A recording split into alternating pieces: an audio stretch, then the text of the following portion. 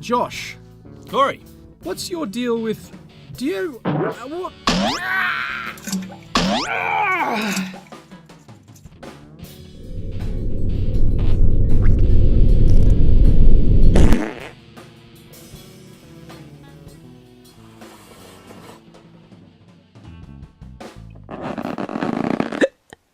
Fuck. Hello, listener. Welcome. Welcome to the Brown Carpet Podcast. So good to have you here. Slide your Crocs off. Pull on a pair of tracksuit pants. And time to get your rocks off. Okay. What do we do, Corey? What is this? Josh, I'm glad you asked that question. What we do here at the Brown Carpet Podcast Yes. is we take two weird news stories Yes. and we turn them into even weirder movie pitches. That's a sensational idea. It's a great idea. Is that it? That's where it ends? No. Good. Basically, what we do then Yep. is we put it out to the listener. That's right. You listening now with your Crocs off and your tracky dacks, you get to vote on which pitch you think sucks the least. What happens to the winner? The winner, we make a movie poster for it. That is unbelievable. So you get to choose which movie gets brown lit. That is a vibrant idea bristling with possibilities. Jump on board. Let's do it. Let's do it. I have come here to chew bubblegum and kick ass. He jumped over 3 linebackers in midair, sprouted headwards like a gazelle. No one laughs at a master of quack fool. Real nice. Many have died from starvation due to the difficulty of finding enough food, such as sealed milk. No more Mr. Nice Duck. That's it. Right, Mr. Zitz? What do you make of that? You know, it's the most fantastic story I've ever heard. The Brown Carpet Podcast. Oh, Two Tiny Ducks, 22. This is the 22nd episode of the Brown Carpet Podcast. Welcome back. I'm Josh Grunt. I'm sitting alongside my handsome yet hairy podcast host. It's Corey Flamebush Farrell. How are you, mate? I'm very well, Josh. Thanks for asking, and we're back. Well, it's a saucy episode today because we've got a couple of special guests in the studio. The lads from Deaf to All Metal podcast once again, Gary Grimm. Hi. Sorry, I was going to say bingo because 22 was the last number I needed. It's got a full card. Hi, I'm Number Gary 88, Grimm. two fat sluts. And we have Jezebel. But enough about Corey's family. Thanks for having us back. Corey's mum has been on the tip of everyone's lips today. And on tongues, apparently. Literally At and least. figuratively, yeah. If that's the only tip she's been on, then it's been a quiet day. Thanks for having us back. I know, you know what, it's nice to know that we can help bolster some listener flagging listening ratings. Yeah. the ratings there. These are the guys that stole our IP this week in their dirty episode 26. You say stole, I say loving homage. Wow, Yeah. that's an interesting way of putting it. But you can hear episode 26 of the Deaf to All Metal podcast on SoundCloud, iTunes, Stitcher, TuneIn, you name it. Man, I'm telling you though, these guys got that sweet Spotify spots. You know what I You mean? guys are on Spotify. Yeah, I tried. So embarrassing. I applied for Spotify. Bush League. I just wanted to ask you guys before we started. Yep. Last time we were on the Brown Carpet podcast, you asked us about our Desert Island metal albums because we're on a metal podcast. Yeah. What are your Desert Island movies? Seeing as you're on a movie podcast. See what he's done? He's turned it around. Turn the That's tables. easy. I got it straight off the bat. Okay, go for How it. many movies? Let's say 3. 3 copies of Beverly Hill Ninja. Just in Done. case the Next. first one wears out. That's good. No, I was going to say only one of the Beethoven series can be chosen. no, anything with Chris Farley in it. If I was on a desert island, I would take... I'd want a long movie, I reckon. Sure. Got to while away the hours. Yep. So, Magnolia, I would take. Ah, nice. That's fucking pretty much perfect cinema. I want a horror movie, obviously, because I'm a sick fuck. So probably a classic again, maybe Texas Chainsaw Massacre. Yeah, okay. An Yeah, all-timer. right, okay, yeah. Third one, probably want to go a comedy, hey, just to break lighten it the up. mood, Because I've surely. got some pretty heavy hitters. Planes, Trains and Automobiles. Oh, well picked. That's a good one. Have you got 3? Classic. Can you pick 3? Oh, shit. That's hard. Yeah, this is how it feels, mate. Freddy Got Fingered is probably one of them. Yeah, That is there a it great is. choice. Yeah. Fantastic. Eternal Sunshine of a Spotless Mind. Great film. Yeah. Oh, Great okay. film. Fuck, yes. What else? Sleepaway Camp as well. Oh, Okay. early Jason I Alexander. think I got. Okay, I got Indiana Jones and The Last Crusade. I would have picked Not Raiders. Indiana Jones. No, Raiders, man. Raiders, yes, but Last Crusade was the one that got me into it. Something by Kurosawa. I think. Oh God, that's tough. Ran, maybe. I think Ran would Ran probably is a win good out, choice. and it's in colour and it's just beautifully shot. And the dog's name was Indiana. I'll take famous titties for 400. And then finally, honestly, the best movie of all time, Rush Hour 2. Okay, bang. Actually, Can I change Sleepaway Camp to Back to the Future by any You can. chance? and I'm going to swap out a Chris Farley film for Enter the Void. Oh, yes, Gaspar Noé. I'm going to swap out Enter the Void for Enter Sandman. I'm going to swap out Enter Sandman to Mr. Sandman. And everyone's going to swap it out for Entering My Mother. Hey! Shall we do paper, rock, scissors? We'll pick a captain. We don't need to do 4. Well, last Gary, time, you are captain. Last time me and Gary faced off, so why not Corey? Fist yeah, off. Yeah, you two. Yeah. Here we go. Fist On off. three, fellas. Oh, We have a winner. we win. Once more, the Deaf to All But Metal boys will go first. What do you got for us, lads? I'm a little bit worried, I must admit, dear listeners, because they were beaten thoroughly last time. Last time we were Weren't they? battered, bleeding, and blubbering in an alleyway. Well, it's supposed to be a couple of pages, not a novel. I'm sorry to disappoint, guys, but we do have another novel. Oh, I'm going to enjoy it. I thoroughly enjoyed the last one, and I It was good. went down. Yeah, it was Bloody Steinbeck sitting next to me here, eh? Is that Bill I don't know Shakespeare? about that. I'd say more David Foster Wallace. More with the but, Chris Farley, I love it. Never enough. How about I tell the news story and you start the pitch? All right, that How's sounds good. Okay. Take us away. So the headline is Dead Man Balking. Corey just gave us that. I thought you guys might like that. Court rejects Romanian's man claim that he is in fact alive. So basically, in Romania, this old dude, he's been working in Turkey for about 20 years. He returns to Romania, 63 years old, and his wife has had him officially registered as dead. In his words, I am a living ghost, he says. I am officially dead, although I am alive. I have no income, and because I am listed as dead, I can't do anything. He's been Swayze'd, as they say. Yes. He took up pottery. No, he didn't. One line that will inform our pitch somewhat. I'm not sure whether I am divorced or not, he said. I'm not sure whether she's married to someone else or not. Nobody will tell me. With that in mind, thus begins the pitch, Dead to Me. That's right. Poetic. Simple but effective. Great punk band as well, incidentally. The character Hector Gekdos, played by Mark Ruffalo, Love a bit of great Ruffalo. casting. Love him.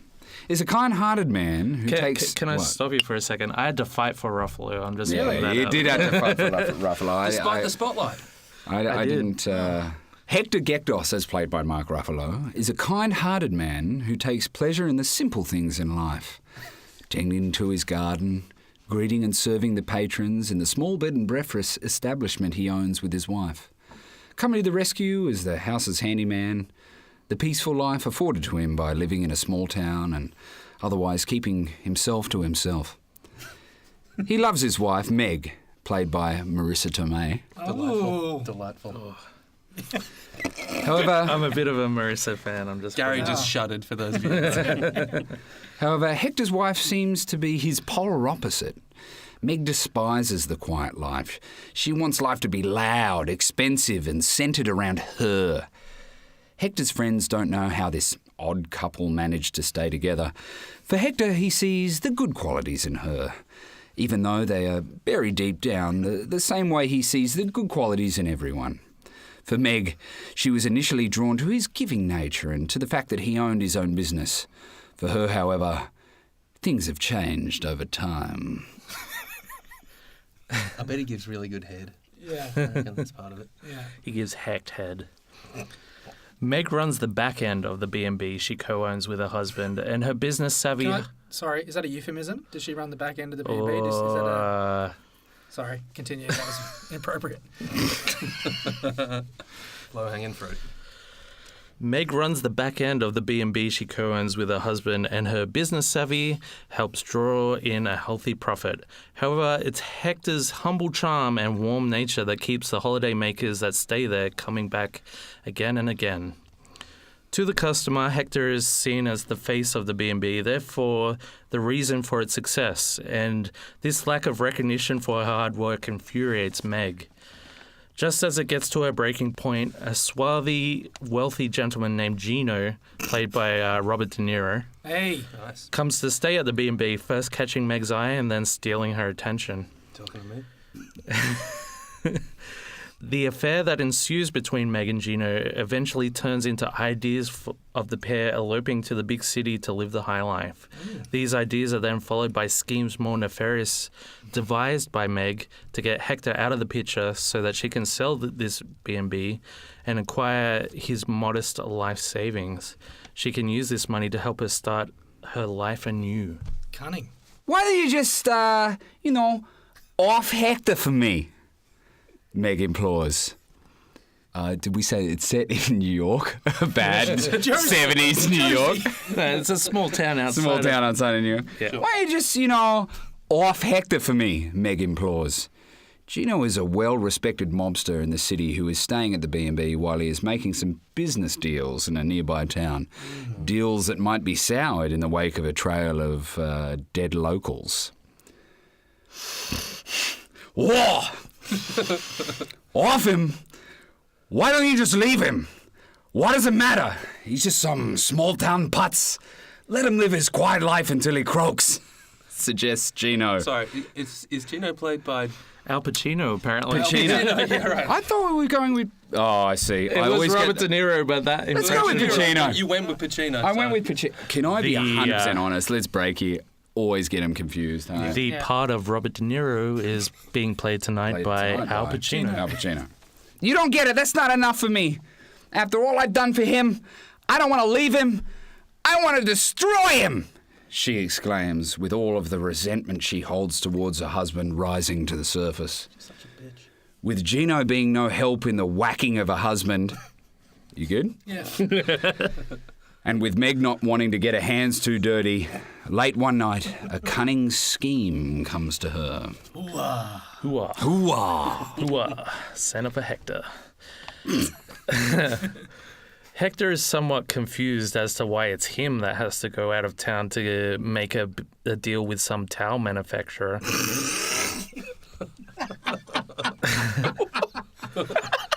There's nothing filthy about that. He works at a B&B. They use a lot of towels, right? It only makes sense. Whoever goes and sees a towel. Someone that works at a B&B and someone that's Someone who falling for cares a about their thread count, mate. Someone who cares about their Egyptian cotton. Sorry, Gary. I'm sorry, Gary. Go on. Please. May I continue? Please. Hector is somewhat confused as to why it's him that has to go out of town to make a deal with some towel manufacturer, but he sees the bright side. He gets a nice little road trip out of it. Also, as Meg explained to him, the savings they would make on these towels would be extremely beneficial. Please tell me the towels play a massive role in this because it's great. Go. Sort of, yeah. While Hector doesn't care so much about money, he knows his wife does, and he doesn't want to disappoint her. Hector is even more confused, however, when he arrives to make the deal with the towel rep, played by Sam Rockwell. The towel rep doesn't seem to know very much about towels at all. In fact, he is quite aloof, and Hector is sure he's making up words about towels. Then the rep turns around and says that he needs to take the deal to his boss, and that Hector would have to stay in town while this is sorted out. Hector would have been perturbed by all of this, but he found the novelty of being waited on at a motel instead of him doing the waiting an amusing turn of events. A few days pass, and Hector can't get through to his B&B on the phone, which worries him, so he decides to call off this deal with the towel rep. No savings are worth him neglecting his business or his loving wife. After leaving a message with the rep wherein he apologises profusely, explaining he has to go home to attend to some business, Hector starts the long drive back to his B&B. I'm just enjoying this a lot. Okay, sorry. Settle down, mate. You're embarrassing me. embarrassing the podcast. Hector's shock at coming back to the bed and breakfast to find it boarded up and sold off is almost as big as the shock his friends get when they discover he's still alive. According to them, Meg got the notion into her head that Hector had died on his business trip, and in her grief, she sold off the B&B and left town. When this insane news had sunken in slightly, Hector devised a plan of action. She thinks I'm dead. Poor Meg, she must be heartbroken. I have to go straighten this out. First, I need to prove that I'm alive, and then I have to find Meg. Yeah, wow. She moves quick. She does. She is scheming. She don't fuck around. She does fuck around. That's the problem. Oh, shit. The first part of his plan is unsuccessful. The first fart Fart of his plan. I just said fart. Are you trying to kill me? Can you leave that in, please? Yes. The first part of his plan is unsuccessful. When he gets to the courthouse, Hector realises he doesn't have the necessary paperwork to prove who he is and that he is alive. And even if he had, little does he know that Gino's line of work means that he has many shady connections in the legal world. And there are people on his payroll that would make it difficult to prove that Hector is not yet expired. Hector couldn't let the frustration get the best of him, though, so he decides to try to track down Meg instead. Luckily, he has a friend at the post office that informs him that Meg had all of her mail redirected to a P.O. box in the big city. Hector heads off. The big city is much more hectic than small town life, but Hector barely notices because he's a man on a mission. He starts by camping out in a little cafe across the road from the post office where Meg's P.O. box is located. As chance would have it, just as the cafe was about to kick Hector out for only ordering tap water the whole time he had been there, he sees Meg. Bolting outside, Hector gets caught up in the bustling crowd that appears seemingly out of nowhere. Sure. I just like that little detail. Just he's been there ordering tap water all day. Like, it's a little detail. It's a wrinkle. But I feel like I know him a little better now. Yeah. Thank you. Nice. Thank you. Let's I continue. put that in myself. Beautiful. So he sees Meg after they were about to kick him out. He sees Meg. So bolting outside, Hector gets caught up in the bustling crowd that appears seemingly out of nowhere, navigating his way through the throng only to come within inches of being hit by a car on the road. Hector finally makes it across said road amidst honking horns and fast-flying insults in his direction from irate drivers. Fuck out of the way, you idiot. I love this. I love this Foley I'm work. walking here. That's New York, that's right.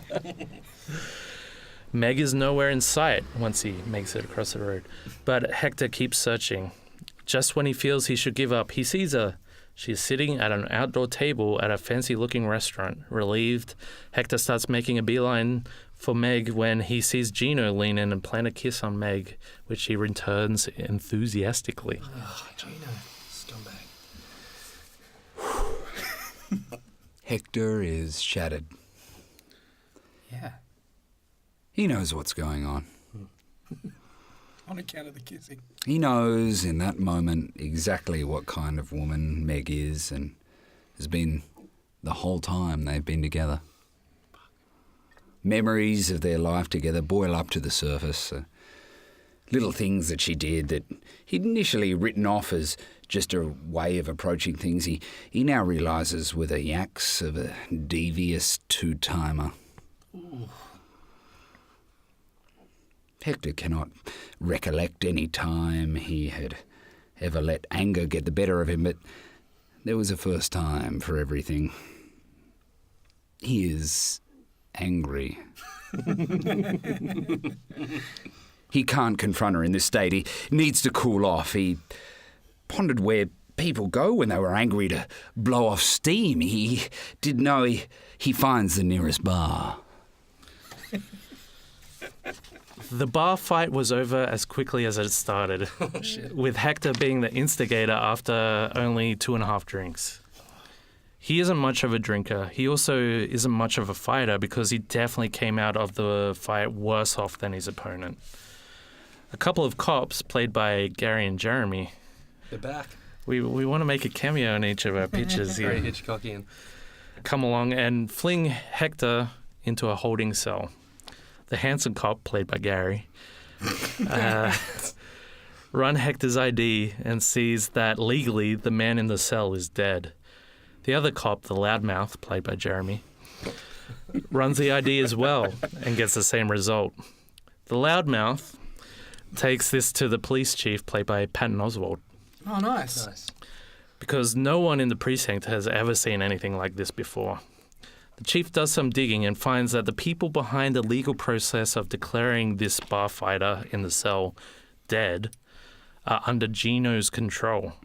There is a whole lot of mess involved in sorting all of this out, and it would be a possible threat to the life of not only the chief but his family if he were to get involved in Gino's dodgy dealings. But being the police chief, he has to do what he has to do. You're free to go, says the chief to Hector. See, you're dead. We can't go around locking up dead people. It would reflect very poorly on the force, you understand? What do you mean? You can see, I'm very much alive. I actually know how Mark Ruffalo sounds. I don't actually think I've seen a film that he's in. Very nondescript voice. He's an Avenger. He's the Hulk. He's the Hulk. That's why I picked him for this role. Well, he's the Hulk. Oh, sorry, I'll do that Bruce again. Banner. He's not the Hulk. Oh, he's not the Hulk. No, he's not. Technically, CGI is the Hulk. Oh, CGI is Hulk. But he's the Hulk in inverted commas. Okay, I'll do that again. What do you mean? I haven't seen any of the Hulk films. is not I've retarded. Malek Kerrigan. Yes. What do you mean? You can see I'm very much alive. Hector is furious and still tipsy. I can't go on listening to some dead guy. People think I'm crazy. Go on now. Get back to your grave, said the chief. You can't do this. Could a dead guy do this? And Hector knocks the chief's hat off his head. See, assaulting an officer. The chief, no less. Arrest me. If you arrest me, you'll have to prove I'm alive. The chief bends down to pick up his hat. Ooh, quite the breeze in here. Someone must have left the door open. Hey, what's this corpse doing here? We'll have to get the coroner in if it doesn't disappear. Ooh, threatening. I like it. Hector is back out in the world, feeling like he's losing his mind. What he needs is a good night's sleep to regroup and devise his next steps. He tries to get a hotel room, but this is proving harder than he imagined. With his ID proving only that he is supposedly dead, and with all of his credit cards cancelled due to his supposed passing, nowhere wants to put him up. He finally finds somewhere that takes the last cash he has on him and doesn't ask any questions regarding his identity. Corey's mum's place. It's in brackets here. Doesn't ask any questions, just takes his cash. Door's always open. You got a dick? Come on in. He finally finds somewhere that takes the last cash he has on him and doesn't ask any questions regarding his identity. This whole situation is so ridiculous. He's broke. He has no idea where to go next. Everyone thinks he's dead. Even the law doesn't recognize him as a living, breathing person. Then it hits him. The laws of mortal man do not apply to me. I am post-mortal. I can do whatever I want, and the cops can't stop me, Hector exclaims, causing the people in the room next to his to bang on the wall and tell him to pipe down. Starts with a few muggings of the old and the weak. Hector then works up the nerve to start knocking over convenience stores and bodegas. Oh shit, he's Breaking Bad. He starts making enough money to stay at the motel long enough to hunt down that backstabbing Meg and her new man. But it isn't enough to pay off the people he needs to in order to find her or to exact his revenge on this evil couple, whatever that revenge might entail. After a while, he finally knocks over one store that sets off the silent alarm, and the two cops that initially arrested Hector, the attractive one played by Jeremy, and you got it the wrong way around. Are you sure? Read it off the page. Yep. There we go. After recognising who they are dealing with, and after the chief had some mystifying but strict instructions to not bring this guy into the station again, they let him go after returning the money he had just stolen. Hector doesn't fight it. The fact that they had let him go after they caught him gives him an idea. It wasn't hard finding a gun in the big city. He wasn't going to load it because he wasn't going to use it for anything but scaring the bank tellers. Armed with this empty gun and with a cheap plastic Grim Reaper mask to disguise his visage, Hector storms into the biggest bank in the city, waves his gun around, and demands all of the money in the building. When one of the tellers hits the silent alarm of this bank, however, the cops aren't called. Hector is completely unaware that this is the bank where Gino and his family handle large business transactions. Gino runs his town. Without a paper trail. In return, the bank receives protection for Gino and his crew from things such as this robbery happening. Just as Hector is yelling at one scared teller that they are taking too long getting him the money, the doors of the bank open, causing him to spin around.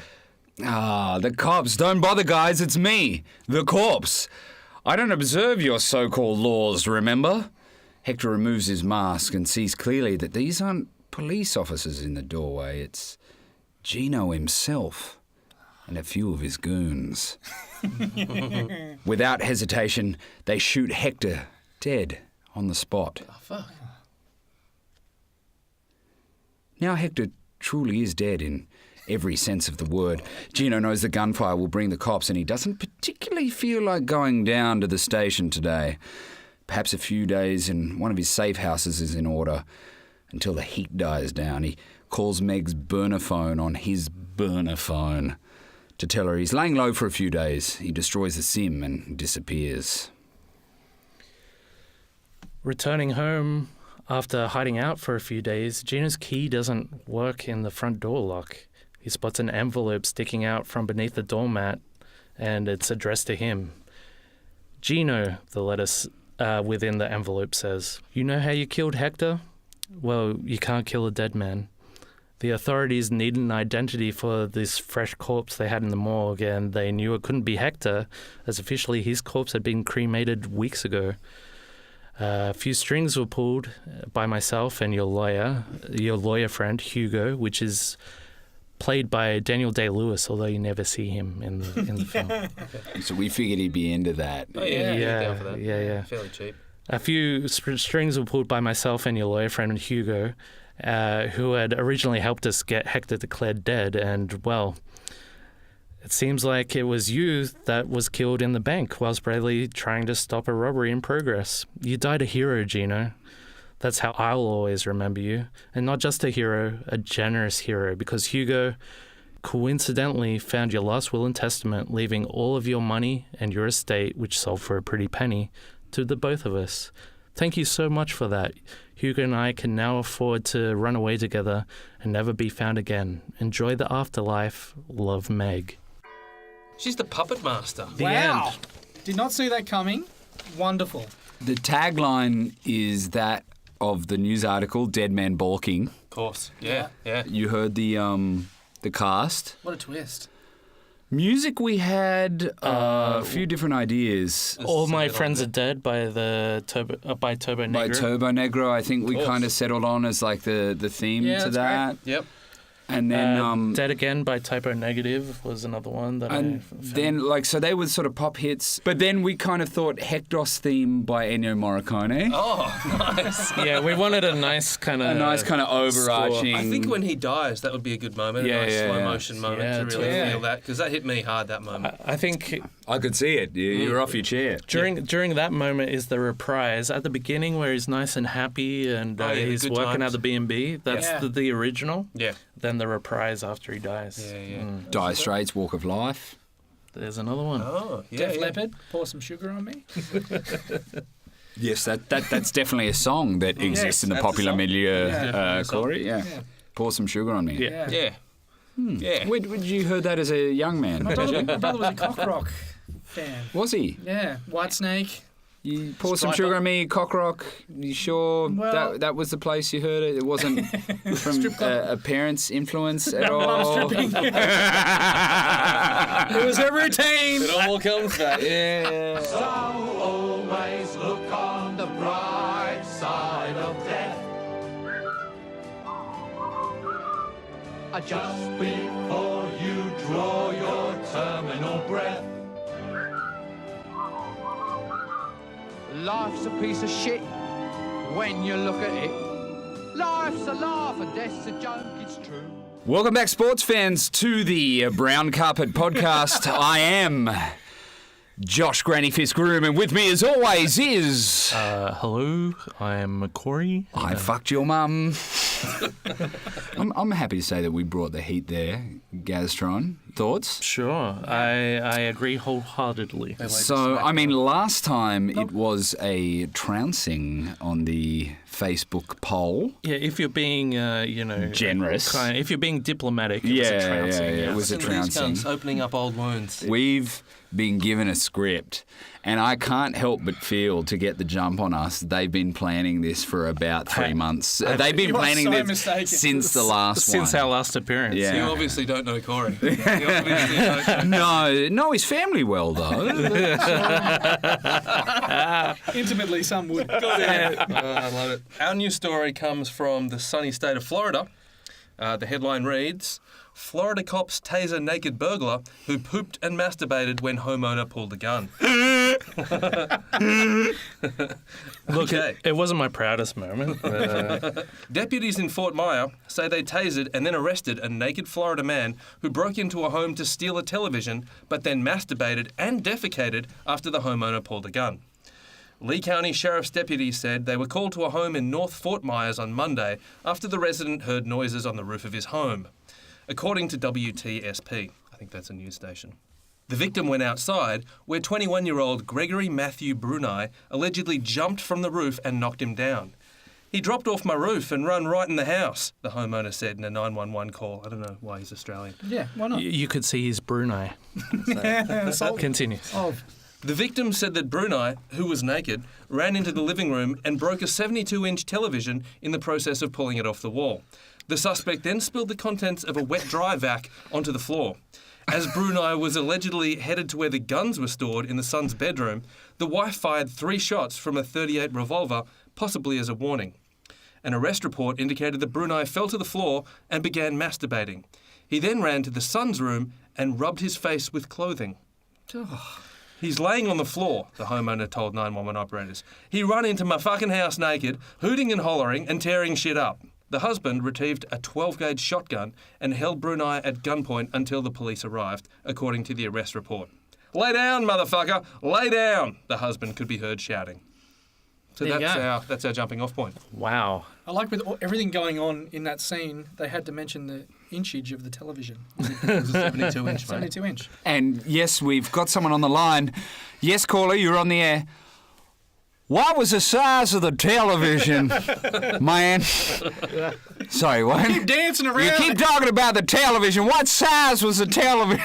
It was 72 inches. My God! Is the TV all right? Somebody think of the television. Yeah, you got it. There Somebody it is. think of the television. All right, so what do we got? The title of our adaptation is Gorillaman, First Grunt. It's a beautiful day at the Jacksonville Zoo in Florida, and families and tourists happily make their way around the exhibits, laughing, smiling, taking photos, and enjoying the majesty of the animal kingdom. Can I cut in that order? Or Laughing, then smiling, then taking photos. Yeah. Okay, cool. That's important. It is. That'll come back later. I thought so. Over at the gorilla enclosure, Greg Grunter and his girlfriend Jenny Fairweather are attempting to frame a selfie with a large ape in the background. Greg and Jenny are to be played by Remi Malek, Mr. Robot, and Emily Blunt, Sicario. Emily Blunt, Sicario, good film. Jim's wife. Greg is really struggling to find the right angle to capture him and his girl with the 400-pound silverback gorilla Winston in the background. He leans back on the railing and he extends an arm out, trying to compose that perfectly lit boomerang. Oh, we're getting a Harambe thing going on here. He hits record and they both wave at the phone, but Greg loses his footing and tumbles backwards. Oh, no. Falling down into a scrubby bush. Oh, no. Shouts to my mum. On the edge of the on the edge of the gorilla den. Coincidentally, Scrubby Bush is Corey's mum's porn name. And gorilla den is what she calls a bedroom. Amid screams from the zoo visitors, Jenny stares in wide-eyed horror as Winston, to be played by Stone Cold Steve Austin, lumbers towards the unconscious boyfriend.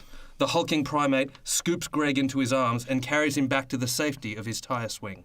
Within minutes, a zoo ranger is on site with a sniper rifle trained on Winston's head. The large gorilla's eyes are panicky and wide. The frantic screams of tourists have agitated the beast, and he looks jumpy. A rock is thrown from the crowd and hits Winston on the arm. He roars. Shit. The ranger takes his shot. Oh, no. The gorilla's head explodes. Blood and brains shower Greg in around his mouth. He opens his eyes and takes in the grim situation. Overwhelmed, he passes out. Can I just cut in for a second? Please. Who's playing Wilson? Winston? Winston, sorry. Stone Winston. Cold Steve Austin. Oh, so it's We went over that, mate. he's in the suit. He's in the suit. He's the Okay. gorilla. Sorry. You're drifting off already. I You went for 2 hours. had a- We've just started. 2 weeks later. A car pulls up outside a suburban residence. It's Greg's parents' house. Jenny is driving. Greg climbs out and, on crutches, he carefully hobbles towards the front porch. Sorry, who's Greg and Jenny again? Oh, for fuck's sake. Jesus! Is this guy going to do this the whole time? He carefully hobbles towards the front porch where his parents wait, framed by balloons and a large hand-painted "Welcome Home, Son" sign. Greg's parents are to be played by Bill Murray and Annette Bening. Oh, nice. They welcome him inside, marvelling at how well he seems to be getting around considering he suffered 2 severely broken legs in the fall. The doctors have said he's healing at an astounding rate. Greg kisses them and they all go inside. Once alone with Jenny and in his childhood bedroom, however, Greg throws the crutches aside. Oh, Jenny begs him to take it easy, but he insists he's feeling amazing. yeah. The best he's felt in his whole life. Oh, yeah. Fuck. To demonstrate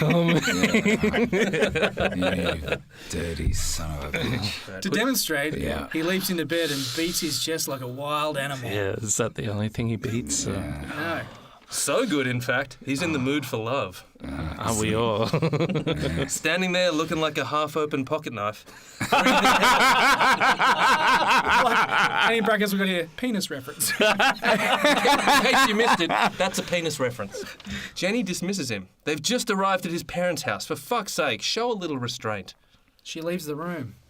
Greg waits for a moment before hunching over like Quasimodo behind the door and frantically beating himself to a snarling climax.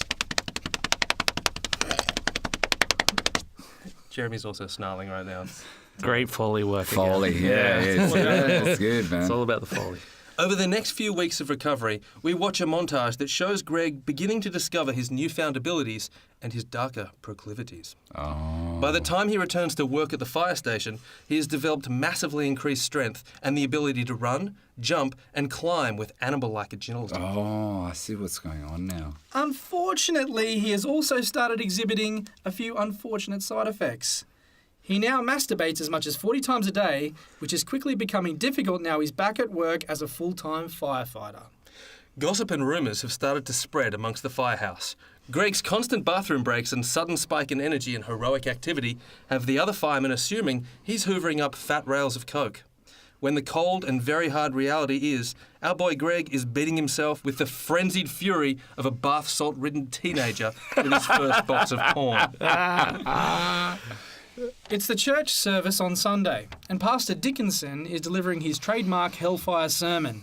Pastor Dickinson to be played by Gary Grimm. Woe to you, O earth and sea, for the devil sends the beast with wrath. Because he knows the time is short, let he who hath understanding reckon the number of the beast. For it is a human number. Its number is 666.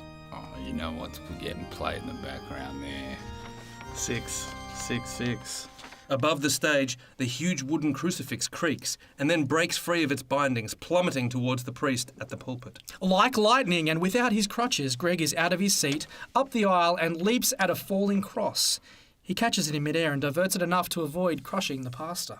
Having just witnessed an undeniable miracle, the congregation bursts into an ovation of euphoric cheering and applause. Caught up in the moment, Greg reaches inside the back of his trousers and flings sticky handfuls of his own feces up in the air. Yes. Like it's his own graduation. The celebration ends rather awkwardly as brown, clumpy nugs rain down on the Sunday morning worship. Great use of nugs. Did you say brown clumpy nugs? Brown, clumpy nugs. That's the title of this episode. Yeah, brown clumpy nugs. There it is. That afternoon, his best mate and fellow firefighter, Kenny, rings his doorbell with a six-pack under his arm. Jenny and Kenny sit with Greg on the roof, drinking the beer. It's a mini intervention. Kenny is to be played by Jezebel. For the purpose of this scene, since Remi Malek and Emily Blunt are unavailable, Greg and Jenny will be played by Josh and Corey. We're worried about you, babe. Baby cakes, there's nothing to worry about.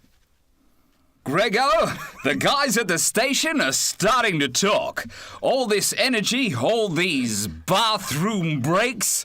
Big fella, we all know what you're doing in there. Oh, God. You do? Of course we do.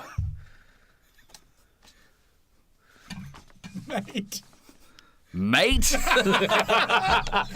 That's so good. It's as plain as the nose on your face. Nose nachos. Michelle Pfeiffer. Booger sugar. Peruvian gunpowder. The pale bitch. Satan's dandruff. The old Colombian sniffles. What the fuck are you on about? Prince Charlie Pumpkin, yayo, blow, cocaine. What? I'm not doing coke. Hey! Take it easy, Grego. We're on your side. We love you, Squishy Bear. We want to help you. Suddenly, Greg gets a strange, distant look, his nostrils flaring as he sniffs the evening breeze. His pubes straighten and his nipples harden as his gorilla senses start to tingle. Before Jenny or Kenny can question him, he stands, pounds his chest and scampers off along the rooftop, grunting as he goes. He leaps from rooftop to rooftop until he's out of sight. On the other side of town, masked amateur cat burglar Francis Stankloaf is prying open the sunroof leading into a suburban home. Francis is to be played by Joaquin Phoenix. Yeah, I see it. He cracks the sunroof and lifts it open, preparing to drop down into the house. Just like Joaquin. Classic Joaquin. There is a loud thump behind him. Francis stops dead in his tracks. A squelchy, slapping sound can be heard as Francis slowly turns to see what's there. Oh, fuck. The sight is shocking. There's Greg, shirtless and sweaty, hand down in the front of his pants, frantically working himself towards climax. Oh, yeah. Francis is stunned. He removes his mask to ensure he's not hallucinating. His jaw drops open. Greg snorts loudly as he finishes, then flings a sticky glob of cock snot at Francis, hitting him in the eyes and open mouth, dropping him like a bullet.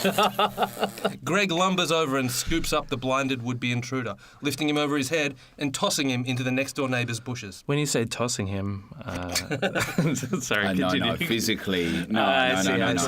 Throwing him aloft. Sorry. His work is done. Greg leaps down off the roof onto the front steps of the house. The sound of a shotgun racking freezes Greg. He turns to see the angry homeowner standing in the front doorway, a pump-action 12-gauge pointed at Greg. Greg puts his hand in the air. Cut to black. Whoa. I did not see that version of Harry and the Hendersons, but You didn't? I did not see that one. It's the director's cut. I'll send you the link. Yeah. It's like Planet of the Apes with a lot less monkeys. A lot more wanking. And a lot more wanking, yeah. So we got a few taglines for this, because we couldn't pin one down. Sure. Why don't you lead us off? He's coming for the bad guys, just in the stroke of time. He's coming for the bad guys, just in the stroke of time. You got to put more emphasis on stroke. Stroke of time. There we go. A second one is Gorilla in the Wrist. Oh, yeah. Winner. This summer.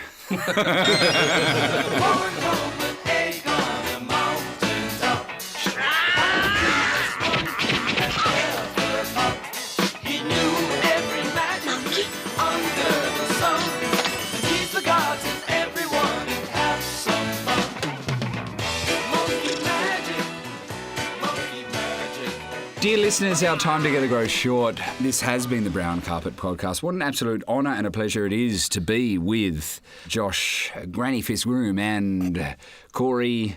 We've all donged your mum. Smith. It's been an honour and a pleasure having you guys back. You guys fucking brought the heat once again. Yeah, although I think our asses were kicked this Oh, time. yeah, I'm curious to see this time. Yeah. I'm pretty sure we're not going to be ahead in the polls in this one. There wasn't enough wanking in ours to get to the forefront there. I know there was a discussion had in bringing us back on. It was sort of like how are we gonna get one over these blokes? Like Jeff Goldblum would say, like life, they found a way. Can we hear a little bit of that? A life finds a way. There we go. There it is. It's like he's in the room. All right, so you now have 2 films to think about. You have the Death to All But Metal Boys film, Dead to Me. or you have our film. Gorillaman, first Grunt. We're going to put a poll up on the Facebook page. You can vote for the one that you think is the least shitehouse. At the end of the week, we'll pick a winner and a poster will be made for said film. That's right. And if you've got any weird news that you want to see us movify, please email us at the browncarpetpod@gmail.com or call my mother at 6767. She's been through enough, mate. She's been through enough. We all know that number.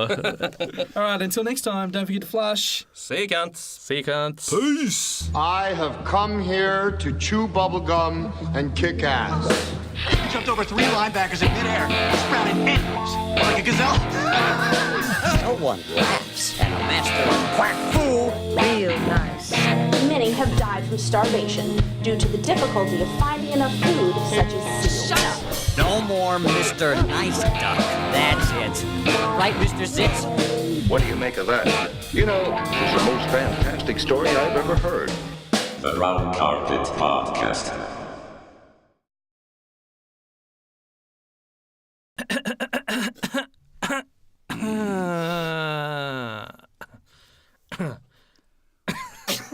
Are you alright? Yeah, no, I'm good. I got the giggles. Go.